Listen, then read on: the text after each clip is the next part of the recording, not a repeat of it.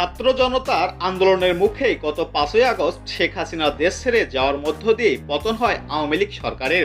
হাসপাতালে চিকিৎসাধীন অবস্থায় এ দৃশ্য তখন টেলিভিশনে দেখেছিলেন বিএনপি চেয়ারপারসন বেগম খালেদা জিয়া। তিনি হাসিনার দেশ ছেড়ে যাওয়ার দৃশ্য দেখে আল্লাহর শুকরিয়া আদায় করেছিলেন।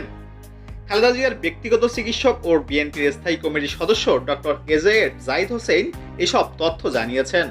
তিনি বলেন, 5ই আগস্ট আওয়ামী লীগ সরকারের পতনের দিন হাসপাতালে চিকিৎসাধীন অবস্থায় ম্যাডাম খালেদা জিয়া সবকিছু টেলিভিশনে দেখেছিলেন।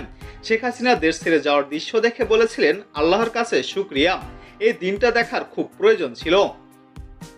এমন প্রেক্ষাপটে নেতাকর্মী ও দেশের মানুষ কেউ যেন নিজের হাতে আইন তুলে না নেন, সেটিও বলেছিলেন খালেদা জিয়া। এদিকে খালেদা জিয়া ব্যক্তিগতভাবে মনে করেন, আন্দোলনে আহতদের চিকিৎসা ও পুনর্বাসনের জন্য দল যাতে সবটুকু সামর্থ্য দিয়ে তাদের পাশে দাঁড়ায়।